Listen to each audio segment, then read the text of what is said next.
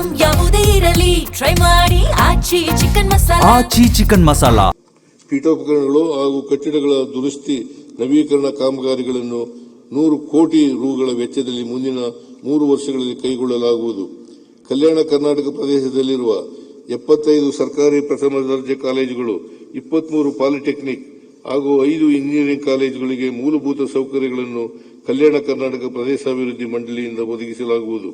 ವಿಜಯಪುರ ಜಿಲ್ಲೆಯ ಚಡಚಣ, ಬೆಳಗಾವಿ ಗ್ರಾಮಾಂತರ ಹಾಗೂ ಮೈಸೂರು ನಗರದ ನರಸಿಂಹರಾಜ ಕ್ಷೇತ್ರಗಳಲ್ಲಿ ಸರ್ಕಾರಿ ಪ್ರಥಮ ದರ್ಜೆ ಕಾಲೇಜುಗಳನ್ನು ಸ್ಥಾಪಿಸಲಾಗುವುದು.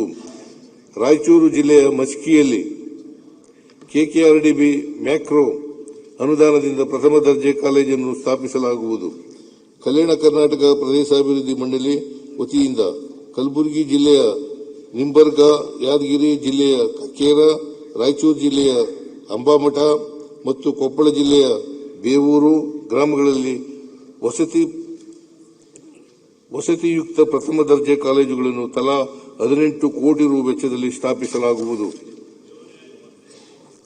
ಸರ್ಕಾರದ 11 ಪಾಲಿಟೆಕ್ನಿಕ್ಗಳಲ್ಲಿ ಹಾಗೂ ಚಿತ್ರದುರ್ಗ ಸರ್ಕಾರಿ ಇಂಜಿನಿಯರಿಂಗ್ ಕಾಲೇಜಿನಲ್ಲಿ ಪ್ರಸ್ತುತ ಹೆಚ್ಚಿನ ಬೇಡಿಕೆ ಹಾಗೂ ಉದ್ಯೋಗಾವಕಾಶಗಳಿರುವ ಕೋರ್ಸ್ಗಳಾದ artificial intelligence, machine learning, cloud computing, mining engineering, automation engineering ಮುಂತಾದ 15 ಹೊಸ ಕೋರ್ಸ್ಗಳನ್ನು ಪ್ರಾರಂಭಿಸಲಾಗುವುದು. ಅನಿತಾ ಬೋರ್ಗ್ ಇಂಡಿಯಾ ಹಾಗೂ ರಾಜ್ಯ ಸರ್ಕಾರದ ಪಾಲುದಾರಿಕೆಯಿಂದ ವೃತ್ತಿಜೀವನದ ಆರಂಭಿಕ ಹಂತದಲ್ಲಿರುವ ವಿಜ್ಞಾನ, ತಾಂತ್ರಿಕ, ಗಣಿತ ಮತ್ತು ಇಂಜಿನಿಯರಿಂಗ್ ವಿಭಾಗಗಳಲ್ಲಿ ಆಯ್ದ 3,000 ಮಹಿಳಾ ಪದವೀಧರರಿಗೆ ಕೌಶಲ್ಯಾಭಿವೃದ್ಧಿ ವೃತ್ತಿನಿರತ ತರಬೇತಿಗಳನ್ನು ಒಟ್ಟು 13.50 ಕೋಟಿ ರು ವೆಚ್ಚದಲ್ಲಿ ಜಾರಿಗೊಳಿಸಲಾಗುವುದು. ವಿಶ್ವೇಶ್ವರಯ್ಯ ಇಂಜಿನಿಯರಿಂಗ್ ಕಾಲೇಜು ವಿಶ್ವವಿದ್ಯಾನಿಲಯವನ್ನು ಐಐಟಿ ಮಾದರಿಯಲ್ಲಿ 500 ಕೋಟಿ ರು ವೆಚ್ಚದಲ್ಲಿ ಅಭಿವೃದ್ಧಿಪಡಿಸಲು ರಾಜ್ಯ ಸರ್ಕಾರದ ವತಿಯಿಂದ ಈಗಾಗಲೇ 100 ಕೋಟಿ ರುಗಳನ್ನು ಒದಗಿಸಲಾಗಿದೆ.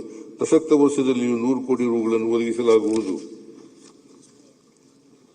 ಸರ್ಕಾರಿ ಕಾಲೇಜುಗಳಲ್ಲಿ 10 ಮತ್ತು 12ನೇ ತರಗತಿಗಳನ್ನು ವ್ಯಾಸಂಗ ಮಾಡಿ 25-26ನೇ ಸಾಲಿನಿಂದ ಉನ್ನತ ಶಿಕ್ಷಣವನ್ನು ಮುಂದುವರಿಸುತ್ತಿರುವ 37,000 ವಿದ್ಯಾರ್ಥಿನಿಯರಿಗೆ ವಾರ್ಷಿಕ 30,000 ರುಗಳ ಅಭ್ಯರ್ಥಿ ವೇತನವನ್ನು ಅಜೀಂ ಪ್ರೇಮ್ ಜಿ ಫೌಂಡೇಶನ್ ವತಿಯಿಂದ ಹಾಗೂ ಉಳಿದ ವಿದ್ಯಾರ್ಥಿನಿಯರಿಗೆ ರಾಜ್ಯ ಸರ್ಕಾರದ ವತಿಯಿಂದ ದೀಪಿಕಾ ವಿದ್ಯಾರ್ಥಿ ವೇತನ ಯೋಜನೆಯಡಿ ನೀಡಲಾಗುತ್ತಿದೆ. ಇದನ್ನು ಪ್ರಸಕ್ತ ಸಾಲಿನಲ್ಲಿಯೂ ಮುಂದುವರಿಸಲಾಗುವುದು.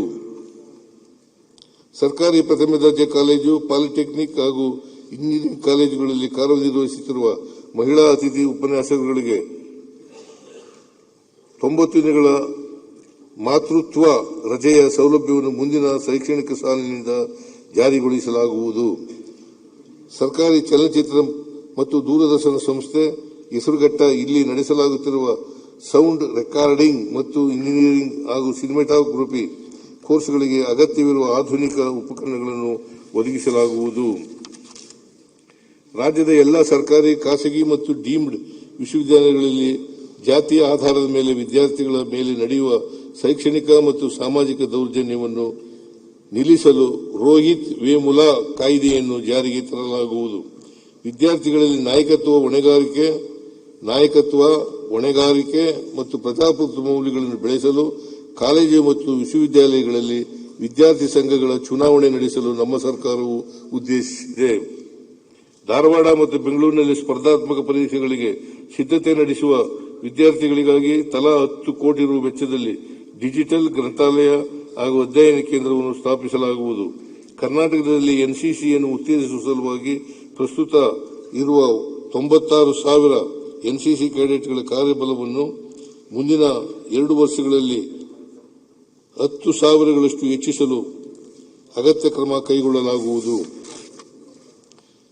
ಬಸವಕಲ್ಯಾಣದಲ್ಲಿ ಖಾಸಗಿ ವಚನ ವಿಶ್ವವಿದ್ಯಾಲಯವನ್ನು ಪ್ರಾರಂಭಿಸಲು 25 ಎಕರೆ ಜಮೀನನ್ನು ನೀಡಲಾಗುವುದು. ಆರೋಗ್ಯ ಮತ್ತು ಕುಟುಂಬ ಕಲ್ಯಾಣ ಕಳೆದ ವರ್ಷ ಪ್ರಾರಂಭಿಸಲಾದ ತಡೆಗಟ್ಟಬಹುದಾದ ತಾಯಂದಿರ ಮರಣವನ್ನು ಶೂನ್ಯಕ್ಕೆ ಇಳಿಸುವ ಅಭಿಯಾನದ ಪರಿಣಾಮವಾಗಿ ರಾಜ್ಯದಲ್ಲಿ ತಾಯಂದಿರ ಮರಣ ಪ್ರಮಾಣವು 24% ಇಳಿಕೆಯಾಗಿರುತ್ತದೆ. ಈ ಅಭಿಯಾನದಡಿ ಪ್ರತಿ ತಾಯಂದಿರ ಮರಣವನ್ನು ತಜ್ಞರ ಸಮಿತಿಯಿಂದ ವಿಶ್ಲೇಷಿಸಿ ಗುಣಾತ್ಮಕವಾದ ಗರ್ಭಿಣಿ ಮತ್ತು ಪ್ರಸವ ಸೇವೆಗಳನ್ನು ನೀಡಲಾಗುತ್ತಿದೆ. ಹೆರಿಗೆ ಆಸ್ಪತ್ರೆಗಳಿಗೆ ಮಾರ್ಗದರ್ಶನ ಮತ್ತು ಹೆಚ್ಚಿನ ಮಾನವ ಸಂಪನ್ಮೂಲ ಮತ್ತು ಆಧುನಿಕ ಉಪಕರಣಗಳನ್ನು ನೀಡಲಾಗುತ್ತಿದೆ.